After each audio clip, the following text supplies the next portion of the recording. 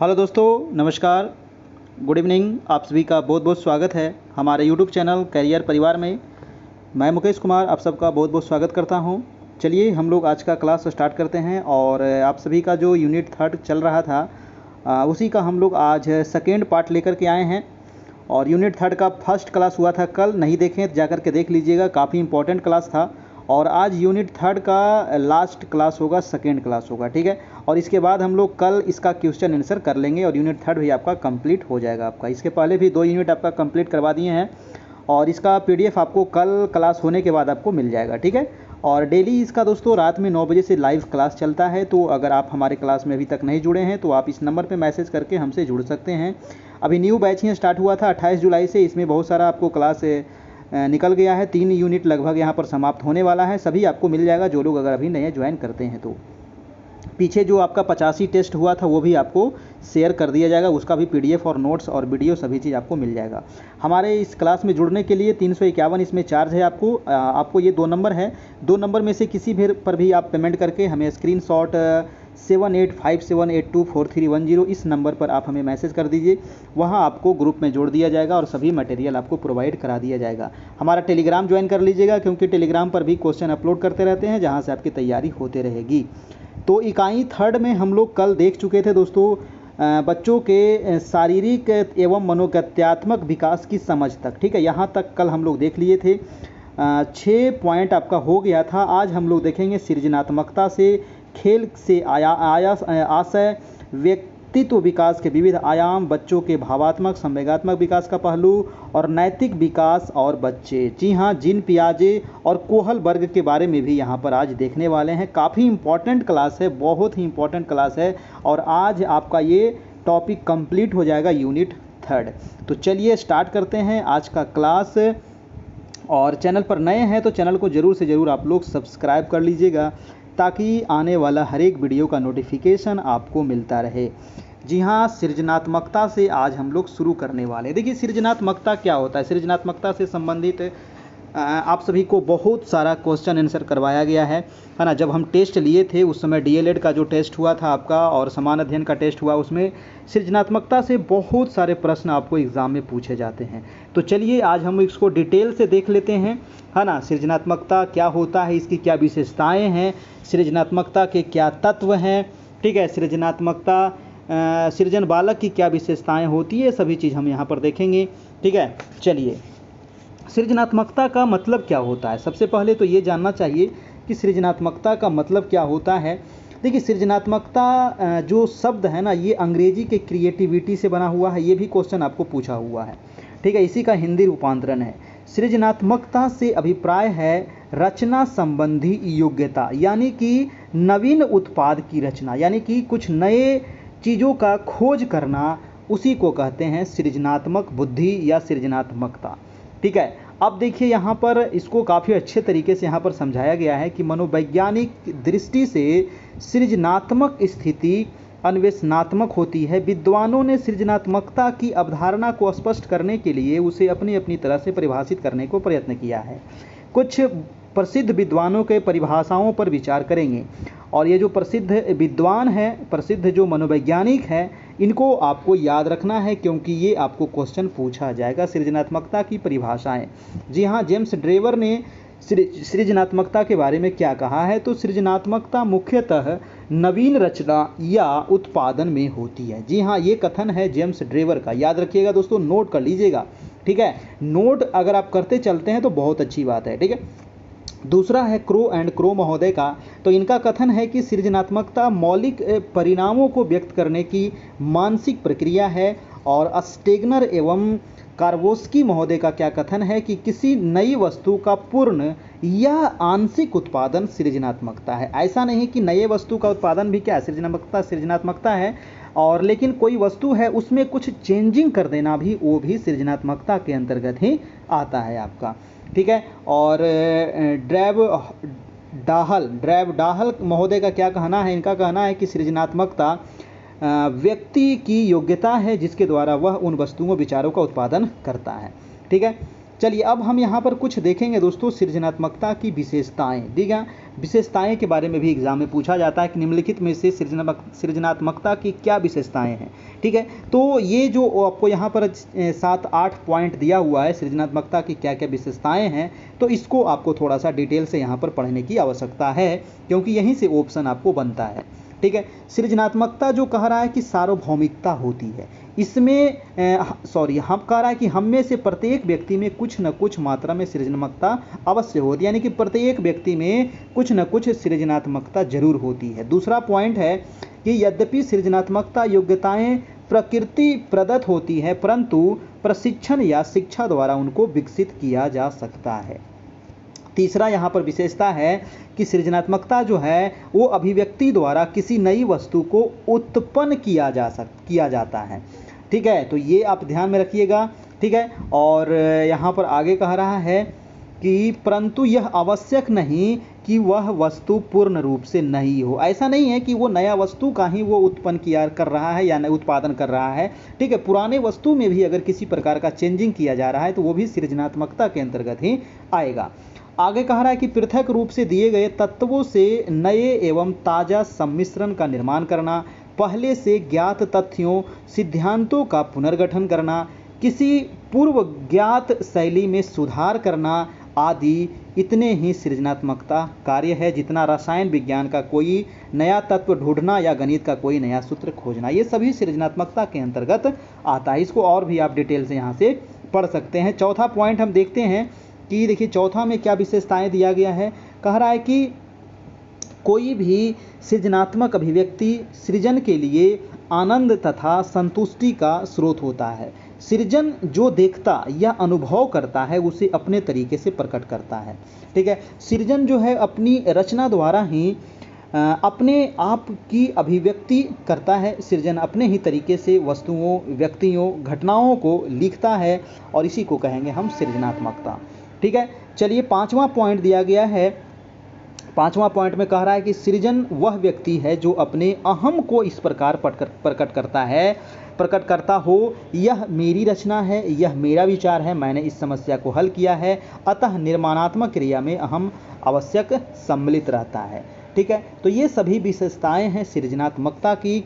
और भी बहुत सारी यहाँ पर विशेषताएं दिया हुआ है जिसको आपको पढ़ने की बहुत ज़रूरी है। कह रहा है कि सृजनात्मक चिंतन बंधा हुआ चिंतन नहीं होता है। जो सृजनात्मक चिंतन होता है वो ओपन चिंतन होता है, वो बंधा हुआ नहीं होता है। इसमें कई विकल्प इच्छित कार्यप्रणाली को चुनने की पूर्ण स्वतंत्रता रहती है दोस्तों। ठीक है, अब देखिए सातवां पॉइंट में दिया गया है कि सृजनात्मक अभिव्यक्ति का क्षेत्र अत्यंत ही व्यापक होता है, संकीर्ण नहीं होता है। क्या होता है? अत्यंत व्यापक होता है। यहीं से ऑप्शन में दिया जाता है, तब ध्यान रखिएगा। कह रहा है कि वैज्ञानिक आविष्कार, कविता, कहानी, नाटक आदि लिखना, नृत्य, संगीत, चित्रकला, शिल्पकला, राजनीतिक, सामाजिक संबंध आदि में कोई भी क्षेत्र इस प्रकार की अभिव्यक्ति की नींव बन सकता है। अतः जीवन अपने समूचे रूप से रचनात्मक अभिव्यक्ति के लिए असंख्य अवसर प्रदान करता है। आठवां में पॉइंट में आपको दिया हुआ है कि जेपी गिलफोर्ड, टोरनैन, ड्रैब, हर्डल आदि कई विद्वानों ने सृजनात्मक के विधि तत्वों को खोजने का प्रयास किया है और इन्हीं महोदय के द्वारा जो आपको परिभाषा दिया गया था वो आपको याद रखना है, क्योंकि आपको एग्जाम में पूछ सकता है आपको। ठीक है, चलिए हम आगे चलते हैं और देखिए यहाँ पर कह रहा है कि सृजनात्मक चिंतन का सबसे लोकप्रिय अर्थ गिलफोर्ड द्वारा 1967 में बतलाया गया था। उन्होंने चिंतन को 2 भागों में बांटा है। देखिए सृजनात्मक चिंतन को दोस्तों सबसे अच्छे तरीके से किसने बतलाया? तो गिलफोर्ड महोदय ने बतलाया। और ये गिलफोर्ड के द्वारा आप याद रखिएगा, है ना, ये जिन्होंने बताया था। और इन्होंने चिंतन को दोस्तों 2 भागों में बांटा है। 2 भाग कौन कौन है? तो एक अभिसारी चिंतन और एक अपसारी चिंतन। ये क्वेश्चन एग्जाम में पूछा गया है। जब हम टेस्ट लेते थे उस समय भी इससे संबंधित क्वेश्चन हम करवा चुके थे। ठीक है, कि गिलफोर्ड महोदय ने चिंतन को कितने भागों में बांटा है? तो 2 भागों में बांटा है। एक तो अभिसारी चिंतन और दूसरा था अपसारी चिंतन। अभिसारी चिंतन किसको कहेंगे? अभिसारी चिंतन में व्यक्ति दिए गए तथ्यों के आधार पर किसी पर निष्कर्ष पहुंचने की कोशिश करता है। मतलब कि तथ्य के आधार पर वो निष्कर्ष निकालेगा। ठीक है, ये हो गया अभिसारी चिंतन। और अपसारी चिंतन में क्या होता है कि इसमें जो व्यक्ति है वो भिन्न भिन्न दशाओं में चिंतन का, समस्या का समाधान करने की कोशिश करता है। तो ये दोनों में डिफरेंस है, आप याद रखिएगा, डिफरेंस भी एग्जाम में पूछ लिया जाएगा आपसे, ठीक है। अपसारी और अभिसारी चिंतन गिलफोर्ड महोदय के द्वारा दिया गया था 1967 ईस्वी में। चलते हैं अब हम सृजनात्मकता के कुछ तत्व को देख लेते हैं, ठीक है।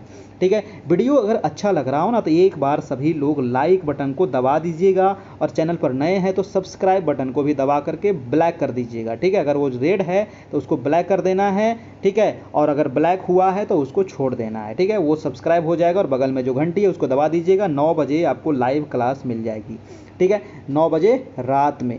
अब हम देखेंगे दोस्तों सृजनात्मक के कुछ तत्व। देखिए सृजनात्मकता के 4 प्रमुख तत्व हैं, और ये कौन कौन तत्व हैं, तो पहला है आपको प्रवाह, याद रखिएगा, ये आपको एग्जाम में पूछ सकता है कि सृजनात्मकता के कितने तत्व हैं, तो 4 तत्व हैं। कौन कौन, तो प्रवाह है, दूसरा है मौलिकता, और तीसरा है आपका लचीलापन, चौथा है विस्तारण, ठीक है। और ये चारों के बारे में थोड़ा सा जानकारी तो आपको होनी चाहिए, है कि नहीं। तो प्रवाह मतलब कि फ्लुएंसी, यानी कि प्रवाह से तात्पर्य किसी दी गई समस्या पर अधिकाधिक विचारों या प्रत्युत्तरों की प्रस्तुति से है। और प्रवाह के भी 4 भाग होते हैं, ठीक है। प्रवाह कितने प्रकार के हैं, तो ये भी 4 भाग हैं इसके, वैचारिक प्रवाह, अभिव्यक्ति प्रवाह, साहचर्य प्रवाह और शब्द प्रवाह। तो यहाँ से भी आपको 1-2 क्वेश्चन निकल के आ जाएगा।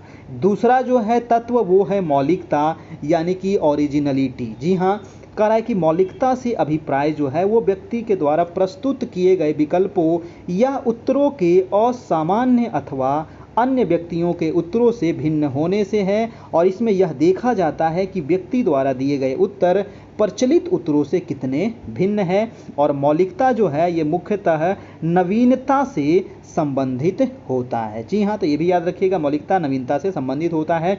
नेक्स्ट है दोस्तों लचीलापन, और उसके बाद है आपका विस्तारण। तो इसको भी आपको फ्लेक्सिबिलिटी और ये आपको ध्यान में रखना है, ठीक है। चलिए अब हम आगे चलते हैं। सृजनात्मक बालक की कुछ विशेषताएं दिया गया है कि सृजनात्मक बालक की आखिर क्या विशेषताएं होनी चाहिए। यहाँ से भी प्रश्न आपको एग्जाम में पूछेगा कि निम्नलिखित में से सृजनात्मक बालक की क्या विशेषताएं हैं, ठीक है। तो यहाँ पर दोस्तों 20 विशेषताएं दिया गया ना, बहुत ज़्यादा विशेषता दिया गया है ना, टोटल 20 विशेषता दिया गया है। ये सभी विशेषता आपको ध्यान में रखना है, और यहीं से ऑप्शन बनता है। ऑप्शन कहीं और से नहीं बनता है, यहीं से ऑप्शन में दिया जाएगा। 4 या 5 ऑप्शन आपको दे दिया जाएगा। सबसे पहला पॉइंट है कि विचार और कार्य में मौलिकता का प्रदर्शन। दूसरा है कि विस्तारीकरण की प्रवृत्ति पाई जाती है ना, सृजनात्मक बालक में, ठीक है। सृजनात्मक बालक में विस्तारीकरण की प्रकृति पाई जाती है, अर्थात वह अपने विचार, कार्यों, योजनाओं के अत्यंत सूक्ष्म पहलुओं पर ध्यान देता हुआ हर बात को अधिक विस्तार से कहना और करना चाहता है।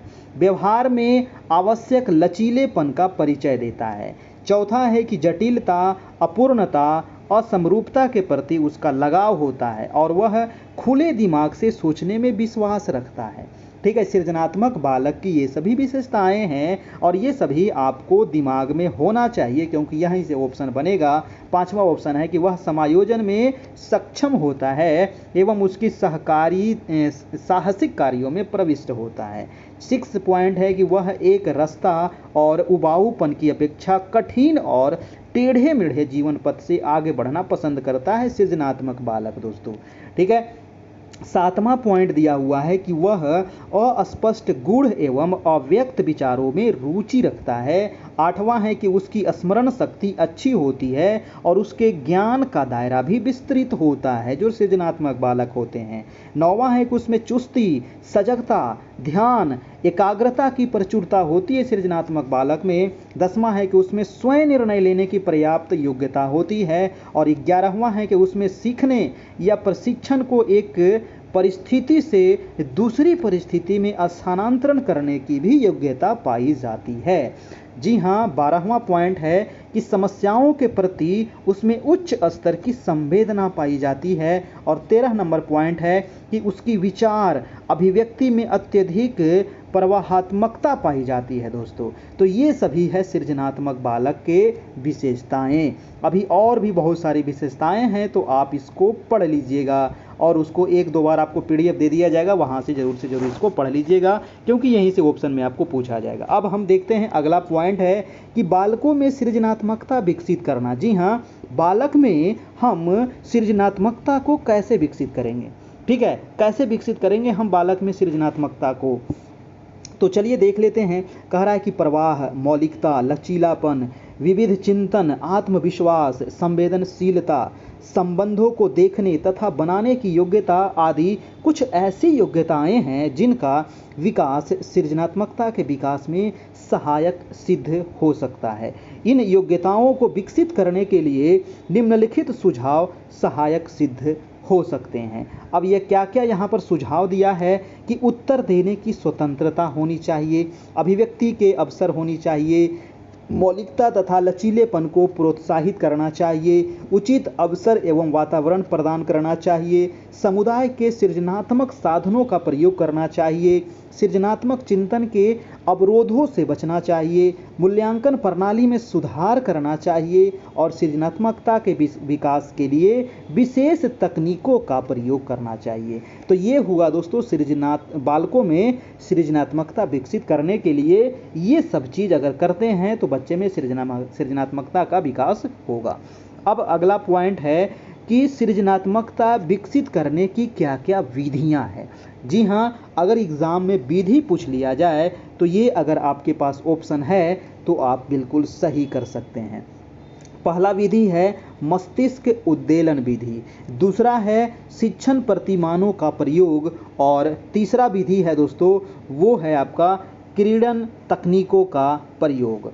तो ये 3 विधि है सृजनात्मकता विकसित करने की। ये तीनों विधि आप ध्यान में रखना है और इसको पूरा डिटेल से आप यहाँ से पढ़ लीजिएगा।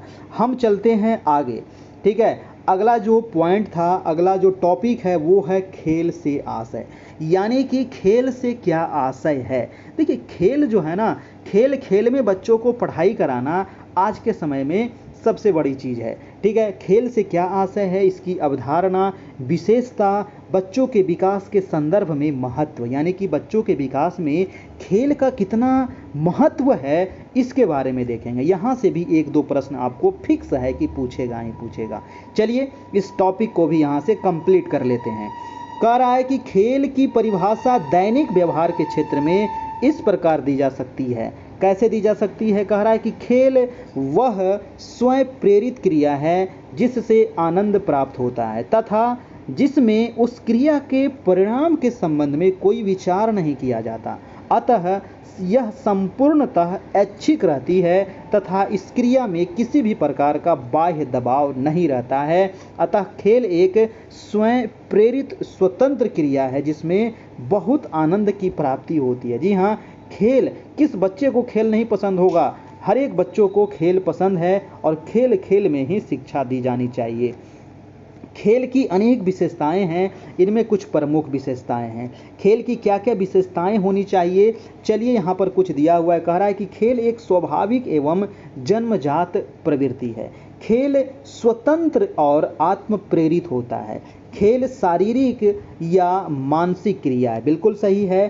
खेल अपने आप में पूर्ण होता है और खेल का कोई गुप्त लक्ष्य नहीं होता, केवल प्रत्यक्ष होता है। तो ये खेल की कुछ विशेषताएं हैं, ये भी आपको यहाँ से नोट कर लेना है क्योंकि यही सब ऑप्शन में आपको दिया जाता है। अब हम देखेंगे खेल के सिद्धांत। जी हाँ, अब चलते हैं खेल के सिद्धांत पर, है ना। काफ़ी डिटेल से दिया है और काफ़ी अच्छे तरीके से दिया है ना। तो ये PDF आपको मिलेगा तो आप पढ़ लीजिएगा। और आपको भी अगर PDF चाहिए, जो लोग हमारे ग्रुप में नहीं जुड़े हैं तो आप लोग हमें कांटेक्ट कर सकते हैं 7857824310। इस नंबर पे कांटेक्ट कीजिए, आपको भी PDF दिया जाएगा। जी हाँ, तो चलिए दोस्तों देखते हैं खेल का सिद्धांत। कह रहा है कि आधुनिक शिक्षा शास्त्रियों ने मनोविज्ञान को आधार बनाकर खेल को शिक्षा का सबसे अच्छा माध्यम माना है। और यहाँ से भी क्वेश्चन आपको पूछ लेता है कि वर्तमान समय में मनोविज्ञान को आधार बनाकर खेल को ही शिक्षा का सबसे अच्छा साधन माध्यम माना है, इसलिए शिक्षा को खेल पद्धति से बढ़ाने पर विशेष बल दिया है। खेल के माध्यम से निम्नलिखित सिद्धांतों द्वारा पढ़ाया जा सकता है ना। खेल के माध्यम से निम्नलिखित सिद्धांत के द्वारा पढ़ाया जा सकता है। वो सिद्धांत कौन कौन है? तो पहला जो सिद्धांत है वो है फालतू ऊर्जा या अतिरिक्त ऊर्जा का सिद्धांत। जी हाँ, नाम है इसका दोस्तों फालतू ऊर्जा। अब फालतू ऊर्जा क्या होता है, तो चलिए इसको डिटेल से पढ़िएगा तो समझ में आ जाएगा। कह रहा है कि यह सिद्धांत संभवतः सबसे प्राचीन है ना। ये जो सिद्धांत है सबसे प्राचीन सिद्धांत है। इसके प्रतिपादक जो हैं वो प्रसिद्ध वैज्ञानिक स्पेंसर और सीलर हैं। तो ये पहला प्रश्न हो गया, आपको पूछ सकता है कि अतिरिक्त ऊर्जा का सिद्धांत किसने दिया या फालतू ऊर्जा का सिद्धांत किसने दिया, तो स्पेंसर और सीलर महोदय ने दिया था। ठीक है, कह रहा है कि सिद्धांत के अंतर्गत कहा जाता है कि मनुष्य में अपने दैनिक कार्य करने पर जो अतिरिक्त ऊर्जा बच जाती है, यानी कि जो ऊर्जा बच गई, जो आप दिन में काम किए, दैनिक कार्य किए और उससे जो आपके शरीर में ऊर्जा बच गया, उस फालतू ऊर्जा से मानव के खेलने की प्रेरणा मिलती है। बच्चों को निरंतर और निरुद्देश्य खेलते देखकर इन सिद्धांतों ने यह निष्कर्ष निकाला कि यह कार्य से बची हुई अपनी शक्ति का खेल में प्रयोग करते हैं। ठीक है, तो ये आप याद रखिएगा। यहाँ पर देखिए नन महोदय भी एक मनोवैज्ञानिक हैं और इनके अनुसार क्या है, तो कह रहा है कि खेल जो है वो साधारणतः अतिरिक्त शक्ति का प्रदर्शन माना जाता है। तो आपको पूछ सकता है कि खेल साधारणतः अतिरिक्त शक्ति का प्रदर्शन माना जाता है, किनका कथन है, तो ये नन महोदय का कथन है दोस्तों। ठीक है, तो ये भी आप यहाँ से नोट कर लीजिएगा। ये भी मैं क्वेश्चन जब बनाया था उस समय आपको पूछे थे हम आप लोग से। अगला प्रश्न है कि आधुनिक काल में इस सिद्धांत का खंडन किया गया है। कहा गया है कि कई बार मनुष्य थका होता है और उसके बावजूद खेलता है या खेल क्रियाओं में रुचि रखता है, जबकि वह जरूरी कार्य नहीं करना चाहता लेकिन खेलना चाहता है। बीमार बालक में अतिरिक्त शक्ति नहीं होती फिर भी वह खेलता है, आदि बातें इस सिद्धांत का खंडन करती है ना। चलिए हम अगला सिद्धांत देख लेते हैं। दूसरा सिद्धांत है पूर्व अभिनय का सिद्धांत। जी हाँ, पूर्व अभिनय का सिद्धांत क्या कहता है, कह रहा है कि इस सिद्धांत के माध्यम से कार्ल ग्रुस ने बताया है। जी हाँ, कौन से महोदय ने बताया है, तो कार्ल ग्रुस ने बताया है कि बच्चे बड़े होकर जो कार्य करने वाले हैं या करेंगे उन पर आधारित क्रियाओं का पूर्वाभ्यास करते हैं। ठीक है, और कह रहा है कि भविष्य से संबंधित क्रियाओं को खेल के माध्यम से करते हैं। उनके अनुसार बालक की प्रवृत्तियों में यह क्रियाएं प्रदर्शित होती है। ठीक है, तो ये हो गया आपका पूर्व अभिनय सिद्धांत। अगला है इसको आप और भी पढ़ लीजिएगा, मैं थोड़ा सा इसको शॉर्ट में निकलता हूँ, है ना। इसको डिटेल से अगर पढ़ेंगे तो बहुत लंबा वीडियो हो जाता है। ठीक है, नेक्स्ट है दोस्तों पुनरावृत्ति या पुनः स्मरण का सिद्धांत, है ना। पुनः स्मरण का सिद्धांत है कि इस सिद्धांत के प्रतिपादक है स्टैनले हॉल। याद रखिएगा, ये आपको क्वेश्चन पूछा जाता है कि पुनः स्मरण का सिद्धांत या फिर पुनरावृत्ति का सिद्धांत किसने दिया, तो स्टैनले हॉल महोदय ने दिया।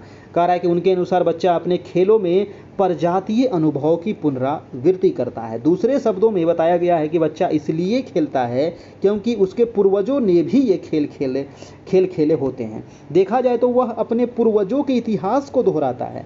बच्चा अनेक क्रियाएं अपने खेलों के माध्यम से करता है, जैसे कि पत्थर फेंकना, शिकार करना, एक दूसरे को पकड़ना, रेत पर घर बनाना इत्यादि। ठीक है, तो ये हो गया पुनरावृत्ति या पुनः स्मरण का सिद्धांत।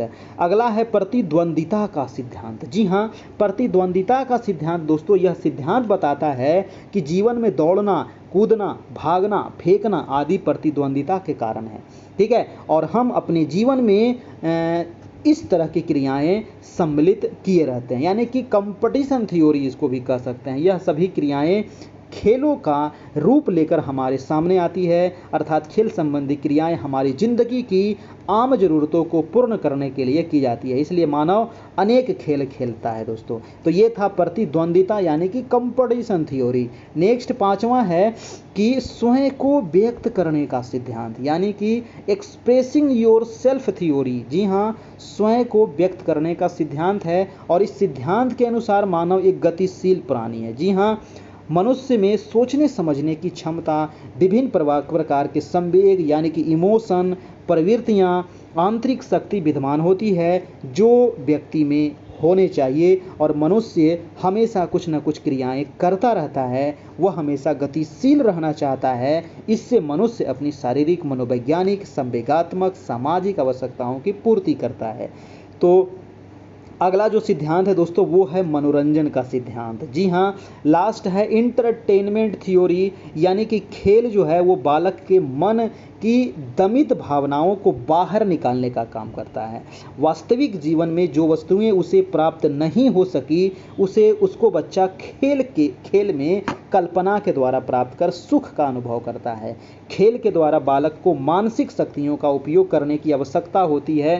खेल इस तरह की प्रवृत्ति के प्रकट होने का अवसर देता है। तो ये है मनोरंजन का सिद्धांत। तो दोस्तों खेल का सिद्धांत हम लोग 6 सिद्धांत यहाँ पर अभी देख लिए, ठीक है।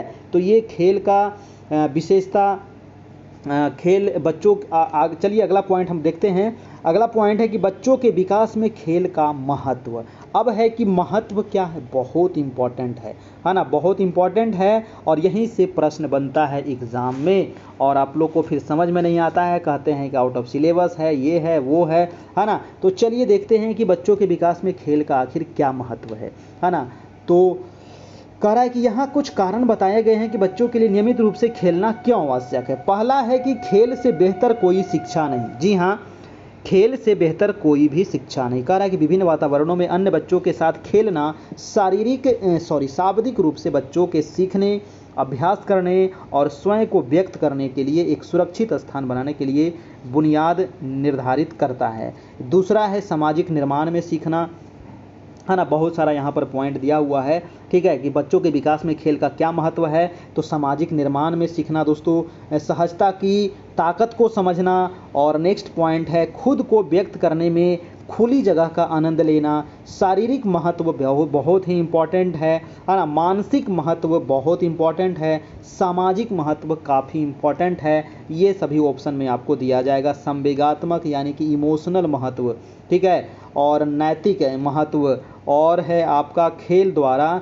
चिकित्सा, ठीक है। तो ये सभी दोस्तों महत्व है आपको खेल के विकास में, बच्चों के विकास में खेल का ये सभी महत्व है, ठीक है। तो ये सभी को आप अच्छे तरीके से यहाँ से पढ़ लीजिएगा, और मेन पॉइंट यहाँ से आपको कुछ नोट कर लेना है। अब है खेलों की आवश्यकता का उद्देश्य।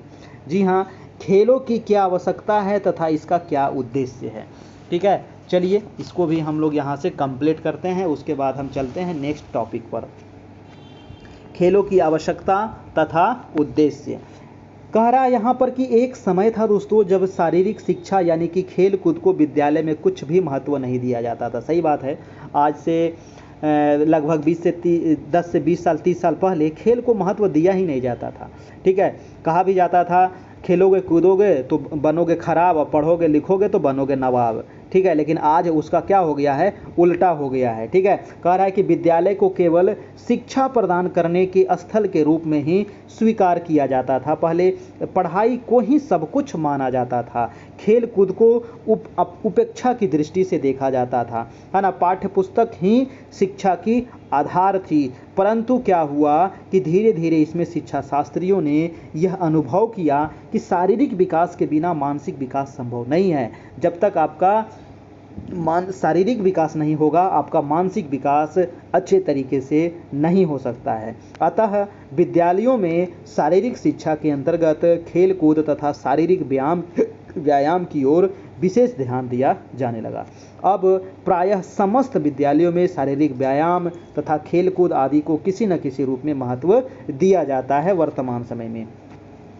यहाँ पर कुछ खेल के प्रकार दिए गए हैं। तो टाइप्स ऑफ गेम कह रहा है कि बच्चों के खेलों को 2 भागों में विभाजित किया गया है। पहला है वैयक्तिक खेल और दूसरा है दोस्तों सामूहिक खेल, है ना। वैयक्तिक खेल यानी कि जो सिंगल खेला जाता है, और सामूहिक खेल मतलब कि बहुत सारे लोग मिलकर के खेलते हैं। कह रहा है कि इन खेलों के आधार पर कार्ल ग्रुस ने खेलों को अग्रलिखित 5 भागों में विभाजित किया है। जी हाँ, कार्ल ग्रुस महोदय ने 5 भागों में विभाजित किया है। पहला जो है वो है परीक्षणात्मक खेल, है ना। कह रहा है कि यह खेल जिसमें बालक वस्तुओं को उलट पुलट कर देखता है और उसका परीक्षण करता है। इन खेलों का आधार जिज्ञासा की प्रवृत्ति है और ये खेल वैयक्तिक होता है। दूसरा खेल है दोस्तों गतिशील खेल यानी कि मूवमेंट गेम। कह रहा है कि इस प्रकार के खेलों में दौड़ भाग उछल कूद आदि आते हैं, और ये खेल जो है वो शरीर की गति का विकास करता है, और ये खेल व्यक्तिगत और सामूहिक दोनों प्रकार का हो सकता है। तीसरा है रचनात्मक खेल, यानी कि रचनात्मक खेलों में बालक खेलने के साथ साथ निर्माण कार्य भी करते हैं। मिट्टी बालू के घर और पहाड़ बनाने, चित्रकारी करना, ये सभी इसका प्रमुख है और ये रचनात्मक प्रवृत्ति के अंतर्गत आता है। चौथा है दोस्तों लड़ाई के खेल, यानी कि इस प्रकार के खेल में बालक अपनी शक्ति का प्रदर्शन करता है ना। और इस प्रकार के खेल में हॉकी है, फुटबॉल है, क्रिकेट है, मुक्केबाजी है, कुश्ती है, कबड्डी है, दौड़ना है, ये सभी खेल इसके अंतर्गत आता है और ये सामूहिक खेल है आपका, ठीक है। और लास्ट जो खेल है वो है बौद्धिक खेल, है ना। बौद्धिक खेल यानी कि इंटेलेक्चुअल गेम है। तो इस प्रकार के खेलों का संबंध जो है वो बुद्धि से होता है, जैसे कि चौपड़ हो गया, शतरंज हो गया, पहेलियाँ हो गया, तो ये सब दिमाग से खेला जाता है ना। तो ये खेल बुद्धि का विकास करता है और ये भी सामूहिक और वैयक्तिक दोनों प्रकार का खेल ये माना जाता है। तो ये हो गया आपका खेल का प्रकार। तो देखिए अभी खेल से हम लोग कितना चीज़ देख लिए, अगर इतना चीज़ आप कंप्लीट कर लेते तो यहाँ से 1 से 2 सवाल आपका कंप्लीट हो जाएगा आपका, ठीक है। चलिए तो अब हम चलते हैं अगले टॉपिक पर, यानी कि व्यक्तित्व विकास के विविध आयाम, है ना। व्यक्तित्व विकास के विविध आयाम और एरिक्सन के सिद्धांत की विशेष संदर्भ में, एरिक्सन महोदय के सिद्धांत के बारे में भी यहाँ पर हम देखेंगे लास्ट में, ठीक है। तो चलिए, और देखिए वीडियो पर अगर चैनल पर हमारे नए टपक गए हैं आप किसी तरीके से गलती से, तो अगर आपको अच्छा लग रहा हो और पहली बार आए हैं और अभी तक वीडियो को लाइक नहीं किए हैं तो लाइक कर दीजिएगा, और चैनल को सब्सक्राइब नहीं किए हैं तो सब्सक्राइब कर लीजिएगा, बगल में जो घंटी है वो भी दबा लीजिएगा, ताकि आने वाला हर एक वीडियो का नोटिफिकेशन मिल सके और आपको 9 बजे डेली लाइव क्लास मिल सके दोस्तों, ठीक है। चलिए तो यहाँ पर हम अभी देखने वाले हैं व्यक्तित्व विकास के विविध आयाम और एरिक्सन के सिद्धांत के भी यहाँ पर हम देखेंगे आपका। तो सबसे पहले देखेंगे व्यक्तित्व का विकास, इसका अर्थ, प्रकार, है ना, अंतर्मुखी, बहिर्मुखी और उभयमुखी, ये तीनों मुखियाँ जो दिया हुआ है इसके बारे में एग्जाम में आपको पूछा जाता है, ठीक है।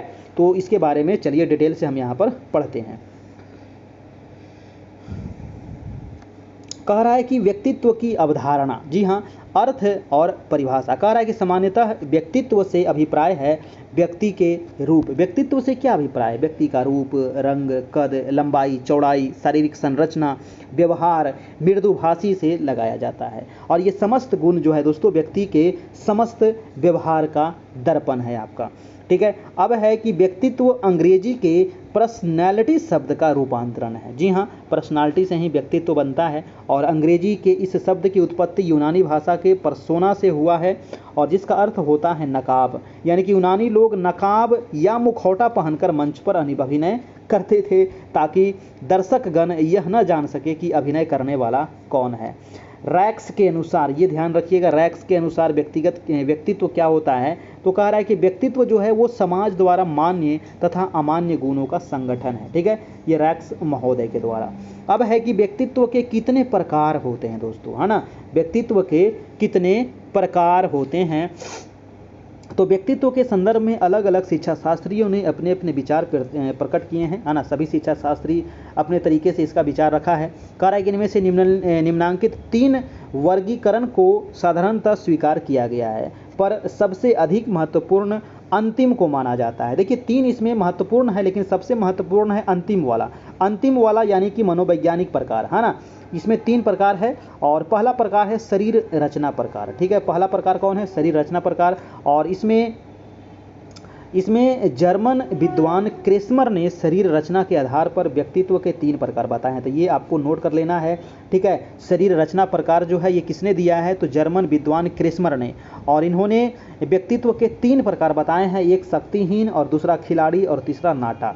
दूसरा जो पॉइंट है वो है समाज शास्त्रीय प्रकार, ठीक है। ये व्यक्तित्व का प्रकार पढ़ रहे हैं आप, ठीक है, हाँ, तो भूलिएगा मत कि क्या आप पढ़ रहे हैं। तो ये व्यक्तित्व का प्रकार है, और इसमें समाज शास्त्रीय प्रकार जो है ये स्प्रेगर ने अपनी पुस्तक टाइप्स ऑफ मैन में व्यक्तित्व के सामाजिक कार्यों और स्थिति के आधार पर व्यक्तित्व के 6 प्रकार बताए हैं। तो याद रखिएगा दोस्तों, स्प्रेगर के ये पुस्तक है टाइप्स ऑफ मैन, ठीक है। तो ये पुस्तक का नाम भी आप याद रखिएगा, किसने लिखा है? तो स्प्रेगर ने लिखा है, और इन्होंने व्यक्तित्व के 6 प्रकार बताए हैं। कौन कौन प्रकार है? तो सैद्धांतिक व्यक्ति, राजनीतिक, आर्थिक, धार्मिक, सामाजिक और कलात्मक, ठीक है। और जो लास्ट है ये सबसे इम्पॉर्टेंट है आपका, और यहीं से प्रश्न ज़्यादा पूछा जाता है, मनोवैज्ञानिक प्रकार। मनोवैज्ञानिकों ने मनोवैज्ञानिक लक्षणों के आधार पर व्यक्तित्व का वर्गीकरण किया है, और मनोविश्लेषणवादी युग ने व्यक्ति को 2 भागों में बांटा है, ठीक है। वो भाग है आपका अंतर्मुखी और बहिर्मुखी। जी हाँ, अंतर्मुखी और बहिर्मुखी तथा दोनों के मिश्रित उभयमुखी। तो ये तीनों को आप ध्यान में रखिएगा, अंतर्मुखी क्या होता है, बहिर्मुखी क्या होता है और उभयमुखी क्या होता है, ठीक है। तो सबसे पहले हम यहाँ पर क्लियर करेंगे अंतर्मुखी को, ये क्वेश्चन पूछा गया सवाल है, ठीक है। अंतर्मुखी व्यक्तित्व में ऐसे व्यक्तित्व का व्यक्ति चिंतन होता है, चिंतनशील होता है तथा अपनी ही ओर केंद्रित रहता है, ठीक है।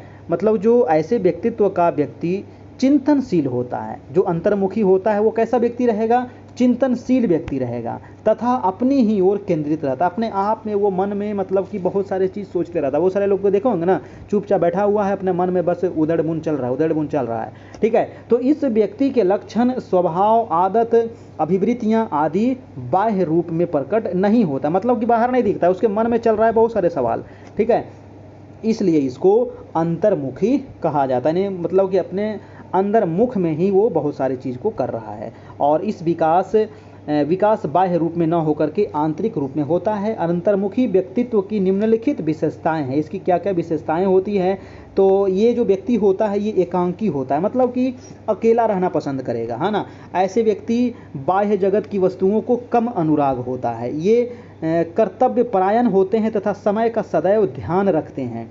ये चिंताग्रस्त होते हैं, हमेशा कुछ न कुछ सोचते रहेंगे तथा अपनी वस्तुओं व कष्टों के प्रति सजग होते हैं। ये व्यक्ति कुशल नहीं होते तथा हंसी मजाक, व्यर्थ के छलों आदि में नहीं फंसते हैं, है ना।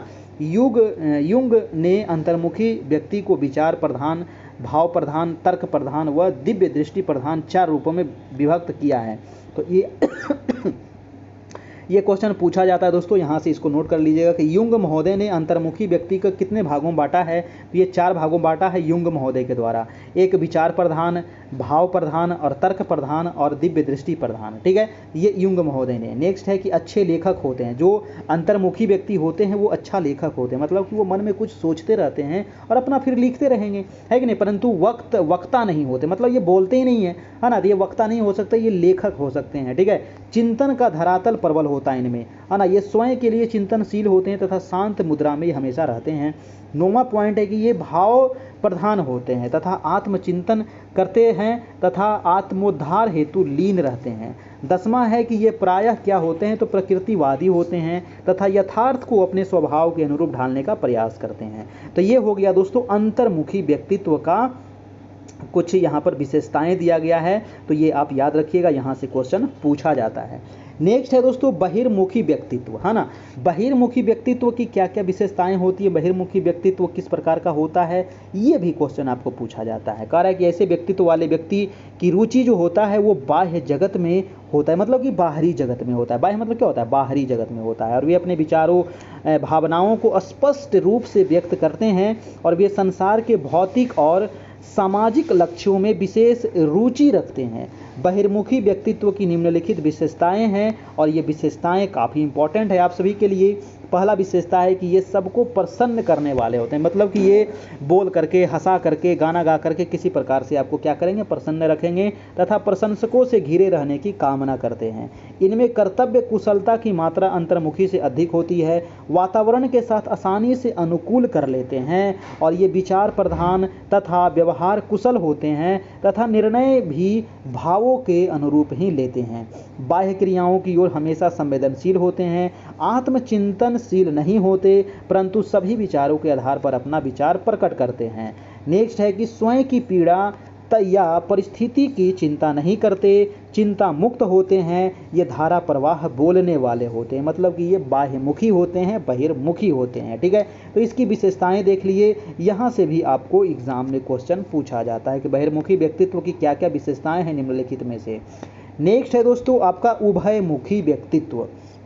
कह रहा है कि कुछ ऐसे व्यक्ति होते हैं जो दोनों का सम्मिश्रण होते हैं, मतलब कि वो अंतर्मुखी भी होता है और बहिर्मुखी भी होता है। उन्हें उभयोमुखी या विकासोन्मुखी भी कहा जाता है। जो उभयमुखी इसी को कह सकते हैं, या फिर उभयोमुखी भी कह सकते हैं, या फिर विकासोन्मुखी भी कहते हैं। कह रहा है कि इस प्रकार अलग अलग व्यक्तियों के अलग अलग गुण होने के कारण उनके दृष्टिकोण में अंतर पाया जाता है और इनके दृष्टिकोणों का अध्ययन कर हम इसके व्यक्तित्व के विभिन्न पक्षों में विचार करने का प्रयास कर सकते हैं तथा परिवार में माता पिता तथा विद्यालय में शिक्षक से उचित मार्गदर्शन ले सकते हैं। अब है व्यक्तिक भिन्नता, बहुत इंपॉर्टेंट है, यहाँ से भी कई प्रश्न पूछा गया है एग्जाम में, है ना। व्यक्तिक भिन्नता, व्यक्तिक भिन्नता तो बहुत रूप में होता है, चाहे वो आपका शारीरिक रूप में हो, है ना, मानसिक रूप में हो, आपका मोटाई हो, लंबाई चौड़ाई सभी व्यक्ति का भिन्न अलग होता है ना। लिंग अलग होता है, आयु अलग होता है, बुद्धि अलग होता है ना। चलिए हम इसको थोड़ा सा देख लेते हैं, वैयक्तिक भिन्नता आखिर क्या है और इसके बारे में वैयक्तिक भिन्नता का क्या महत्व है ना। सभी चीज़ को यहाँ से अच्छे तरीके से देखेंगे। चलिए दोस्तों, अभी क्लास आपका काफ़ी लंबा चलने वाला है, तो आप लोगों को भागना नहीं है, ठीक है। कम से कम 1 से 1.5 घंटा आप लोग चिपक के रहिए, ठीक है। 9 बजे आप लोग एकदम बिल्कुल तैयार रहिएगा खाना पीना खा करके। चलिए, वैयक्तिक भिन्नता क्या होता है। कह रहा है कि जब दो बालक विभिन्न समानताएं है ना, विभिन्न समानताएं रखते हुए भी आपस में भिन्नता व्यवहार करते हैं तो इसे वैयक्तिक भिन्नता कहा जाता है। वैयक्तिक भिन्नता से अभिप्राय है कि प्रत्येक व्यक्ति में जैविक, मानसिक, सांस्कृतिक, संवेगात्मक अंतर पाया जाता है। मतलब कि हर एक व्यक्ति इन सब चीज़ों में क्या है, अंतर है, मतलब कि अलग अलग है, ठीक है। चलिए अब देखिए यहाँ पर कुछ मनोवैज्ञानिक हैं और ये आपको याद रखना है, बहुत ही इंपॉर्टेंट है। कह रहा है कि स्किनर के अनुसार वैयक्तिक भिन्नता क्या होता है और टाइलर महोदय के द्वारा वैयक्तिक भिन्नता क्या होता है। कह रहा है कि व्यक्तिगत विभिन्नता में संपूर्ण व्यक्तित्व का कोई भी ऐसा पहलू सम्मिलित हो सकता है जिसका माप किया जा सकता है। ये कथन है आपका स्किनर महोदय का। और टाइलर महोदय का क्या कथन है। कह रहा है कि शरीर के आकार और स्वरूप, शारीरिक गति संबंधी क्षमताओं, बुद्धि, उपलब्धि, ज्ञान, रुचि, अभिवृत्ति, व्यक्तित्व के लक्षणों में माप की जा सकने वाली विभिन्नताओं की उपस्थिति सिद्ध की जा चुकी है। ये है टाइलर महोदय का कथन, ठीक है। चलिए अब यहाँ पर आगे हम चलते हैं दोस्तों, वैयक्तिक भिन्नता के प्रभावी कारक। वैयक्तिक भिन्नता के प्रभावी क्या क्या यहाँ पर कारक हैं। तो कह रहा है कि वैयक्तिक भिन्नता का प्रभाव अधिगम प्रक्रिया तथा उसकी उपलब्धि पर पड़ता है। बुद्धि तथा व्यक्तित्व वैयक्तिक भिन्नता के आधार हैं और इसके कारण सीखने की क्रिया प्रभावित होती है। वैयक्तिक भिन्नताओं को अनेक कारण हैं, जिनमें महत्वपूर्ण कारण क्या क्या दिया हुआ है यहाँ से आप देख लीजिएगा, है ना। वैयक्तिक भिन्नता का महत्वपूर्ण कारण यहाँ से नोट कर लेना है। पहला है वंशानुक्रम। जी हाँ, वैयक्तिक भिन्नता सबसे पहला पॉइंट है वंशानुक्रम और यही ऑप्शन में दिया जाएगा। दूसरा है वातावरण। वातावरण से भी व्यक्तित्व में क्या होता है, भिन्नता आ जाता है ना। सभी व्यक्ति अलग से रहन सहन में अलग हो जाता है आपका, है ना। आचार विचार अलग हो जाता है, व्यवहार अलग हो जाता है, ठीक है। चलिए अगला जो पॉइंट है वो है आयु और बुद्धि, है ना। वैयक्तिक भिन्नता जो है आयु और बुद्धि, ये भी अंतर है, ठीक है। कोई जो व्यक्ति होता है बड़े हैं, कोई छोटे हैं, किसी का बुद्धि ज़्यादा है, बुद्धि लब्धि ज़्यादा है, किसी का कम है कि नहीं। शारीरिक, मानसिक, संवेगात्मक विकास सबका अलग अलग है। लिंग भेद, है ना, लिंग में भी यहाँ पर अलग अलग है सभी का, ठीक है। और है वैयक्तिक भिन्नता का महत्व। चलिए अब देखते हैं वैयक्तिक भिन्नता का क्या महत्व है। ऊपर जो दिया गया था महत्वपूर्ण कारक जो था दोस्तों, ये भी आप याद रखिएगा। वैयक्तिक भिन्नता का क्या महत्व है ये भी आपको यहाँ से ध्यान में रखना है, ठीक है। तो इसको यहाँ से आप पढ़ लीजिएगा, वैयक्तिक भिन्नता का क्या महत्व है, ठीक है। चलिए हम चलते हैं आगे अब एरिक्सन का सिद्धांत वाला पॉइंट पर, ठीक है। एरिक्सन महोदय ने वैयक्तिक भिन्नता का सिद्धांत के बारे में यहाँ पर क्या क्या दिया है, चलिए इसको देख लेते हैं। देखिए एरिक्सन यानी कि 1902 ईस्वी में, 1902 ईस्वी कह रहा है कि उन मनोविश्लेषकों में से एक है जिनकी साधारणतः एक अहम मनोवैज्ञानिक के रूप में पहचान की गई है। एरिक्सन महोदय का कह रहा है कि इन्होंने व्यक्ति के पूरे जीवन काल का वर्णन किया है। किसने किया है, तो एरिक्सन महोदय ने किया। इन्होंने अपनी प्रसिद्ध पुस्तक चाइल्डहुड एंड सोसाइटी, ये पुस्तक जो है दोस्तों आप नोट कर लीजिएगा, और ये पुस्तक आया था 1963 ईस्वी में, चाइल्डहुड एंड सोसाइटी, और ये पुस्तक है एरिक्सन महोदय का। ये क्वेश्चन पूछा जाता है। कह रहा है कि एरिक्सन ने मनोसामाजिक अहम विकास की 8 अवस्थाएं बतलाई है। ये भी आप याद रखिएगा, मनोसामाजिक अहम विकास का कितनी अवस्थाएं बतलाए हैं एरिक्सन महोदय ने, तो 8 अवस्थाएं यानी कि 8 स्टेजेज बताई है। और बताया कि प्रत्येक अवस्था का एक आदर्श समय होता है और यह अवस्थाएं एक के बाद एक आती है और उनमें व्यक्तित्व का विकास, जैविक परिपक्वता तथा सामाजिक ऐतिहासिक बलों के अंतःक्रिया के फलस्वरूप होता है। तो ये एरिक्सन के महोदय के बारे में जो यहाँ पर कुछ पॉइंट जो मैंने बताया उसको आप नोट कर लीजिएगा। अब जो ये 8 पॉइंट था दोस्तों उसके बारे में यहाँ पर आपको दिया गया है। कह रहा है कि एरिक्सन द्वारा प्रतिपादित व्यक्तित्व सिद्धांत में मनोसामाजिक विकास की 8 अवस्थाओं तथा उनमें होने वाली प्रमुख विकासों का वर्णन यहाँ पर किया गया है ना। जो ये 8 अवस्था था इसको आप यहाँ से नोट कर लीजिएगा दोस्तों। पहला था शैशवावस्था, है ना, और दूसरा है प्रारंभिक बाल्यावस्था, फिर है खेल अवस्था, फिर है स्कूल अवस्था, फिर है किशोरावस्था, फिर तरुण वयस्कावस्था, फिर मध्य वयस्कावस्था और उसके बाद था परिपक्वता। ठीक है, तो ये 8 अवस्था एरिक्सन महोदय ने बताया है व्यक्तित्व सिद्धांत में। ठीक है, चलिए अब है एरिक्सन सिद्धांत का मूल्यांकन।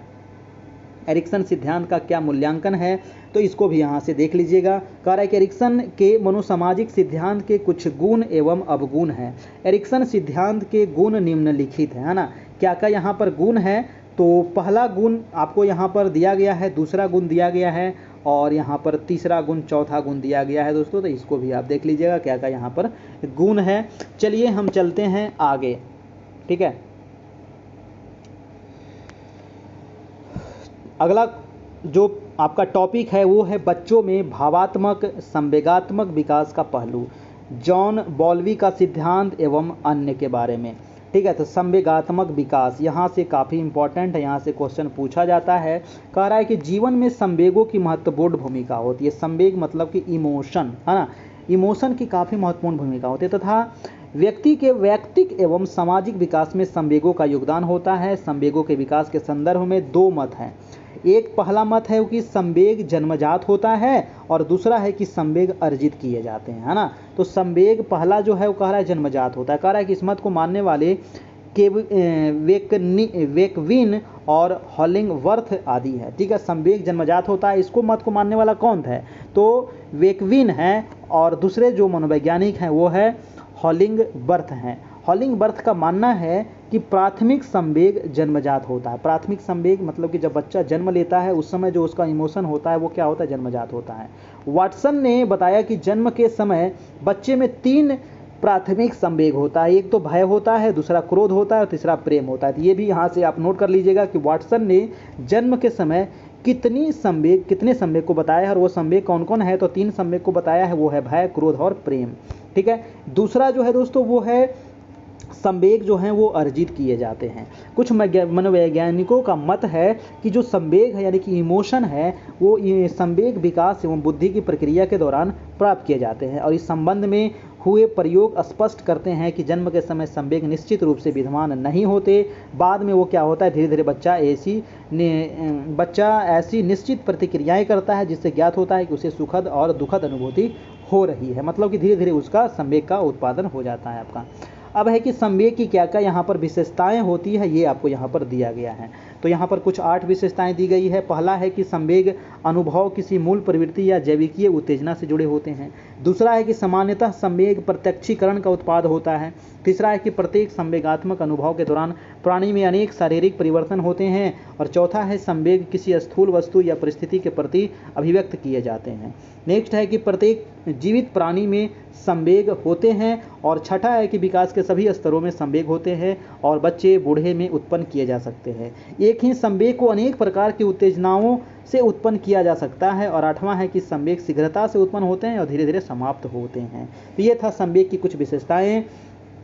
अगला जो पॉइंट है वो है आपका बच्चों के संवेगों की क्या विशेषताएं हैं। जी हाँ, तो बच्चों के संवेग की क्या विशेषताएं हैं तो यहाँ पर आपको दिया गया है 5 पॉइंट। तो पहला पॉइंट है कि बच्चों के संवेग जो हैं वो थोड़े समय के लिए होते हैं ना। जो बच्चा होता है ना, थोड़ा समय लड़ जाएगा, तुरंत में वो मिल जाएगा ना, तुरंत में खेलना शुरू कर देगा। बच्चे अपने संवेगों की अभिव्यक्ति बाहरी व्यवहार द्वारा तुरंत कर देते हैं, जबकि बड़े होने पर बाहरी व्यवहार सामाजिक नियंत्रण हो जाता है। दूसरा है कि बच्चों के संवेग तीव्र होते हैं। बच्चे डर, क्रोध, खुशी आदि की अभिव्यक्ति अतिशीघ्र तीव्रता से करते हैं। तीसरा है कि बच्चे के संवेग अस्थिर होते हैं और बच्चे के संवेगों में शीघ्रता से बदलाव होता है। उदाहरण के लिए कभी लड़ाई और थोड़ी ही देर में तुरंत दोस्ती कर लेते हैं बच्चे, है ना। चौथा है कि बच्चों के संवेग जो है वो बार बार दिखाई देता है क्योंकि वे अपने संवेगों को छिपाने में असमर्थ होते हैं। बच्चे दिन में अनेक बार गुस्सा करते हैं और अनेक बार वो खुश भी होते हैं।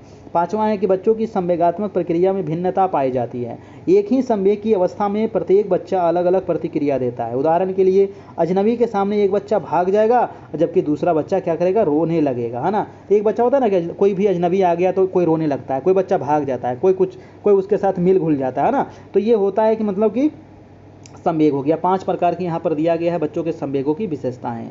अब है कि बच्चों के सामान्य संवेगात्मक ढंग यहाँ पर दिया है, जैसे कि डर होता है बच्चों में, है ना, और दूसरा है आपका क्रोध होता है आपका, है ना, उसके बाद आपका तीसरा है यहाँ पर ईर्ष्या भी होता है दोस्तों, है ना। चलिए, गुस्सा करना, आत्मीकरण करना, दमन, मर्गान्तीकरण करना, हर्ष, संतोष एवं सुख, स्नेह, है ना, उत्सुकता और कौतूहल। किशोर के सामान्य संवेगात्मक ढंग। अब है किशोर के सामान्य संवेगात्मक ढंग कौन कौन से हैं? तो किशोर भी तो डरता है, किशोर लोग चिंतन करते हैं, है ना, इसको आप डिटेल से पढ़ लीजिएगा, है ना। दुश्चिंता हो गया, क्रोध हो गया आपका, ईर्ष्या हो गया, जलन की भावना हो गई, नाराज होना हो गया, जिज्ञासा उत्सुकता हो गया, स्नेह हो गया, दुख हो गया, खुशी हो गया। तो ये है आपको किशोरों के लिए, ठीक है। चलिए अब हम चलते हैं आगे।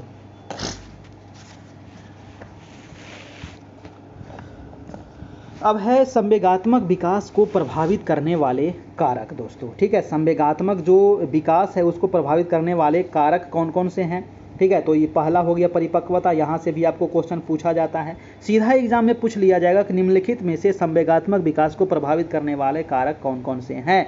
तो ये पहला हो गया परिपक्वता, दूसरा हो गया स्वास्थ्य और शारीरिक विकास, तीसरा हो गया आपका बुद्धि, चौथा हो गया सीखना, है ना। तो ये सभी क्या करता है, तो संवेगात्मक विकास को प्रभावित करने वाले कारक है। नेक्स्ट हो गया आपका विद्यालयी वातावरण, उसके बाद है संगी साथी, उसके बाद है पारिवारिक वातावरण। अगला जो पॉइंट है वो है संवेगात्मक विकास का शैक्षिक निहितार्थ। जी हाँ, तो संवेगात्मक विकास का शैक्षिक निहितार्थ के बारे में यहाँ पर कुछ पॉइंट दिया गया है, जैसे कि सभी सीखने की क्रियाओं का संबंध जो है वो संवेगों से होता है। विद्यालय में दिया जाने वाला शिक्षण सफल नहीं होगा यदि छात्रों का बौद्धिक विकास हो रहा है लेकिन संवेगात्मक रूप से विचलित है। यूनेस्को रिपोर्ट यहाँ पर दिया गया है दोस्तों 1995 का, इसको आप थोड़ा सा यहाँ से देख लीजिएगा, ठीक है। चलिए अब हम चलते हैं आगे, और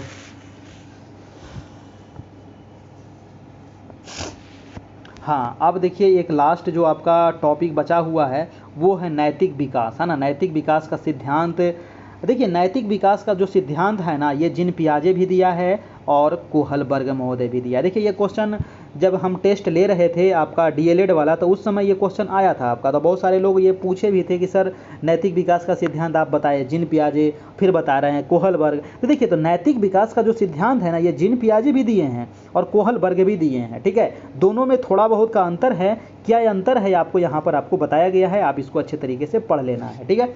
चलिए देखते हैं इसको नैतिक विकास के सिद्धांत के बारे में, ठीक है।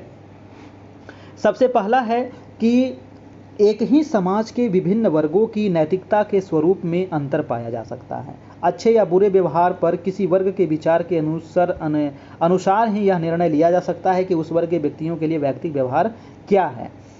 देखिए जीन पियाजे का नैतिक विकास का सिद्धांत यहाँ पर आपको दिया गया है, इसको थोड़ा सा आपको यहाँ से पढ़ना जरूरी है। तो चलिए इसको थोड़ा सा हम समझ लेते हैं। जीन पियाजे का नैतिक विकास का सिद्धांत वेरी इंपॉर्टेंट है दोस्तों। ये क्वेश्चन ना बहुत बार एग्जाम में पूछा गया है कि नैतिक विकास का सिद्धांत किसने दिया, तो जीन पियाजे ने दिया। और नैतिक विकास का सिद्धांत किसने दिया, तो कोहलबर्ग ने भी दिया है। नैतिक विकास का सिद्धांत थोड़ा सा अंतर है, यही अंतर यहाँ पर आपको दिया गया है, ठीक है। तो चलिए देखते हैं, कह रहा है कि बच्चे नैतिक मुद्दों के बारे में किस तरह से सोचते हैं, इसके बारे में जीन पियाजे ने 1932 ने रुचि जागृत किया था। उन्होंने बहुत गहराई से 4 से 12 साल की उम्र के बच्चों का अवलोकन और साक्षात्कार किया। जी हाँ, जो जीन पियाजे ने 4 साल से लेकर 12 साल के बच्चों का यहाँ पर अवलोकन किया था और उसका साक्षात्कार किया था। कह रहा है कि पियाजे ने बच्चों को कंचे खेलते हुए देखा। कंचा खेला ना कभी, जी हाँ, तो देखा ताकि वो यह जान सके कि बच्चे ने खेल के नियमों को किस तरह से विचार किया है। उन्होंने बच्चों से नैतिक मुद्दे यानी कि जैसे सजा और न्याय के बारे में भी बातचीत किया था। पियाजे ने पाया कि जब बच्चे नैतिकता के बारे में सोचते हैं तो वे अलग अलग अवस्थाओं से होकर के गुजरते हैं। और संज्ञानात्मक विकास के सिद्धांत के साथ साथ पियाजे ने बालकों के नैतिक विकास के विषय में विभिन्न प्रकार के शोध कार्य किए हैं। तो संज्ञानात्मक विकास के सिद्धांत भी किन्होंने, जीन पियाजे ने दिया था, है ना। नैतिक विकास का सिद्धांत भी इन्हीं का है। और कह रहा है कि पियाजे का मत था कि सामाजिक अनुभव और संज्ञानात्मक परिपक्वता नैतिक विकास में महत्वपूर्ण भूमिका निभाते हैं। पियाजे ने बालकों में नैतिकता के विकास को जानने के लिए विभिन्न प्रयोग किए तथा इन प्रयोगों के परिणामों के आधार पर नैतिक विकास के निम्नलिखित अवस्थाओं पर विचार भी किया है। और यहाँ पर क्या विचार किया है ये आप यहाँ से डिटेल से पढ़ सकते हैं, है ना। इन्होंने देखिए शैशवावस्था है, फिर पराधीनता प्राधिकार अवस्था है, फिर पराधीनता अनियोगत अवस्था है, फिर स्वायत्त अवस्था है। इन अवस्थाओं को आप यहाँ से डिटेल से पढ़िएगा। अब जो अगला टॉपिक है वो है कोहलबर्ग का नैतिक विकास का सिद्धांत। अभी आप देखिए जीन पियाजे का नैतिक विकास का सिद्धांत, अब आप देखिएगा कोहलबर्ग के नैतिक विकास का सिद्धांत। ये लास्ट टॉपिक है, इसके बाद इसका क्वेश्चन आंसर आपको दिया गया है। तो क्वेश्चन आंसर हम बाद में, क्वेश्चन आंसर के लिए आपको पीडीएफ दे दिया जाएगा। अगर आप लोग कहिएगा तो इसका हम करवा देंगे, लेकिन हम आप लोग को जो भी हमारे ग्रुप में जुड़े हुए हैं तो उनको पीडीएफ मिल जाएगा, वो आपको क्वेश्चन आंसर भी मिल जाएगा, आप उसको पढ़ लीजिएगा। हम कोशिश करेंगे दोस्तों कि कल जो है ना आपका यूनिट 4 हम शुरू कर देंगे, ठीक है। कल हम यूनिट 4 शुरू कर देंगे, इसका क्वेश्चन आंसर आपको पीडीएफ के रूप में मिल जाएगा। चलिए तो देख लेते हैं कोहलबर्ग का नैतिक विकास का सिद्धांत। और जो लोग हमारे ग्रुप में नहीं जुड़े हैं तो आप लोग जुड़ जाइएगा, हमें कॉन्टैक्ट करके 7857824310 इस नंबर पे कांटेक्ट कीजिए और हमारे व्हाट्सएप ग्रुप में आप जुड़ जाइए। आपको सभी पीडीएफ नोट्स आपको मिल जाएगा, डीएलएड, समान अध्ययन, करंट अफेयर, रीजनिंग, मैथ, सभी चीज़ का। अब हम देखेंगे कोहलबर्ग का नैतिक विकास का सिद्धांत। कह रहा है कि पियाजे द्वारा प्रस्तुत नैतिक विकास से संबंधित शोधों एवं उनके आधार पर दी गई नैतिक विकास की उपयुक्त चारों अवस्थाओं की संकल्पना को आगे बढ़ाने का श्रेय लॉरेंस कोहलबर्ग को दिया जाता है। जी हाँ, 4 जो अभी अवस्था आप देखे थे, जो नैतिक विकास के सिद्धांत की जो 4 अवस्थाएं पीछे आप देखे, वो अवस्था था जीन पियाजे महोदय का, और इन्हीं अवस्थाओं को आगे बढ़ाने का जो संकल्पना लिया वो आपको लॉरेंस कोहलबर्ग को दिया जाता है दोस्तों, ठीक है। यही थोड़ा सा अंतर है इन दोनों में। कह रहा है कि कोहलबर्ग ने हार्वर्ड विश्वविद्यालय में कई वर्षों तक अध्यापन का कार्य किया। पियाजे की तरह कोहलबर्ग ने भी पाया कि नैतिक विकास कुछ चरणों में होता है, और कोहलबर्ग ने पाया कि ये चरण सार्वभौमिक होते हैं, यानी कि सभी बच्चों में होते हैं। बच्चों के साथ 20 साल तक एक विशेष प्रकार के सलाहकार का प्रयोग करने के बाद कोहलबर्ग इन निर्णयों पर पहुंचा था। कह रहा है कि साक्षात्कार द्वारा दिए गए उत्तरों के आधार पर कोहलबर्ग ने नैतिक चिंतन की 3 अवस्थाएं बतलाई है, और जिन्हें पुनः 2-2 चरणों में विभाजित किया गया है। यानी कि साक्षात्कार के द्वारा कोहलबर्ग ने नैतिक चिंतन की कितनी अवस्थाएं बताई है, तो 3 अवस्थाएं बताई है, ठीक है। और ये तीनों अवस्थाओं को फिर से 2-2 चरणों में बांटा गया, यानी कि 3 दूनी 6 चरणों में इसको बांट दिया गया है दोस्तों। और जो पहला चरण है वो है आपका पूर्व परंपरावादी नैतिकता, इसका पहला चरण दिया गया है, और इसका आपका दूसरा चरण आपको दिया गया है, ठीक है। तो इसको आप डिटेल से यहाँ से पढ़ लीजिएगा। फिर यहाँ पर दूसरा है परंपरागत नैतिकता, इसके बारे में आप यहाँ से पढ़ लीजिएगा, और इसका तीसरा चरण हो गया, और इसका फिर आगे चौथा चरण हो गया। फिर जो तीसरा था वो था आपका उत्तर परंपरावादी नैतिकता, और इसका फिर एक चरण 5वां चरण, फिर इसका एक और चरण हो जाएगा 6ठा चरण। तो इस प्रकार से यहाँ पर आपका जो कोहलबर्ग का नैतिक विकास का सिद्धांत था वो यहाँ से आपका कंप्लीट हो जाता है, ठीक है। आप इसको पढ़ लीजिएगा, क्योंकि इसको थोड़ा सा काफ़ी डिटेल से दिया गया है, इसको आप देख लीजिएगा, जो भी मेन पॉइंट होगा, है ना। ऐसे लगभग चीज़ आपको बता दिया गया है, इससे ज़्यादा कुछ आपको नहीं पूछा जाएगा। इसके बाद यहाँ पर आपको क्वेश्चन आंसर दिया गया है, तो ये आपको पीडीएफ के रूप में मिल जाएगा, जहाँ से आप इसको अच्छे तरीके से टेस्ट दे लीजिएगा, और इसका आंसर भी नीचे आपको दे दिया गया है। कल हम कोशिश करेंगे कि यूनिट 4 हम शुरू कर दें आपका, ठीक है। फिर क्योंकि इस यूनिट ख़त्म करके हम टेस्ट भी लेना फिर शुरू करेंगे, है ना, क्योंकि सभी लोगों का ज़्यादा मांग है कि सर टेस्ट के रूप में ही इसको करवाया जाए, ताकि ज़्यादा अच्छा रहेगा, ठीक है। तो आप हमारे अगर ग्रुप में अभी तक नहीं जुड़े हैं तो आप इस नंबर पर आप हमें मैसेज करके 351 रुपया इसमें मात्र चार्ज रखा गया है, और जो लोग 351 इस नंबर पे पेमेंट करके आप हमें ग्रुप में जुड़ सकते हैं दोस्तों। उसके बाद सभी पीडीएफ ग्रुप नोट्स आपको मिल जाएगा, सभी सब्जेक्ट का मिल जाएगा, ऐसा नहीं कि डीएलएड का ही मिलेगा, सभी चीज़ का मिलेगा आपको, है ना। और पीछे जितना क्लास हुआ है उसका पीडीएफ नोट्स भी आपको मिल जाएगा। डेली 9 बजे से आपको लाइव क्लास भी मिलेगी। हमारा टेलीग्राम ग्रुप ज्वाइन कर लीजिएगा, वहाँ भी आपको क्वेश्चन मिलते रहेगा, है ना। ये 2 नंबर आपको दिया गया है 7857824310, और एक नंबर नीचे है 9341550523। ये दोनों नंबर में से आप किसी पर भी हमें 351 का पेमेंट कर दीजिए, और पेमेंट कैसे करना है तो गूगल पे, फ़ोनपे, पेटीएम, व्हाट्सएप पे, अमेजन पे, है ना, किसी भी माध्यम से आप पेमेंट करके स्क्रीनशॉट ले लीजिएगा। और ये जो व्हाट्सएप नंबर आपको दिया गया है 7857824310, आप इस पर मैसेज करके वहाँ से आप प्राप्त कर लीजिएगा सभी PDF और आपको ग्रुप में भी जोड़ दिया जाएगा। दोस्तों हमारे यहाँ सीटेट की भी तैयारी चल रही है, तो जो लोग सीटेट की तैयारी कर रहे हैं तो वो लोग आप तैयारी करते रहिए। यहाँ Hindi, Sanskrit, math, social science सभी चीज़ का तैयारी हो रहा है। आप हमें इस नंबर पे कांटेक्ट करके सीटेट की भी एडमिशन ले सकते हैं। ठीक है, तो आज यहाँ पर यूनिट 3 आपका कंप्लीट हो गया है आपका। ठीक है, इसका क्वेश्चन आंसर भी आपको दे दिया जाएगा, वहाँ से आप इसको बना लीजिएगा। ठीक है, और हम कल शुरू करेंगे यूनिट नंबर 4, है ना। जल्दी से इसको हमको समाप्त करना है, उसके बाद फिर हम इसका क्वेश्चन आंसर भी करवाएंगे। फिर और भी जैसे कि हिस्ट्री है, आपका पॉलिटी है ना, आपका DLED का फिर टेस्ट चलेगा, है ना, सभी चीज़ का आपका टेस्ट चलेगा। करेंट अफेयर है, ठीक है, बहुत सारा चीज़ बचा हुआ है। मैथ में भी 5 चैप्टर हुआ है, उसमें भी 6-7 चैप्टर अभी बचा हुआ है, उसको भी कंप्लीट करवाना है। ठीक है, तो ये सभी चीज़ आपको कंप्लीट करवाया जाएगा। तो आज यूनिट 3 आपका यहाँ पर कंप्लीट हो गया। और जो लोग अभी तक नहीं जुड़े हैं, आपको PDF नहीं मिला है, तो आप हमें कांटेक्ट कीजिए इस नंबर पर, और आपको 351 पेमेंट करके आप हमें भेज दीजिए।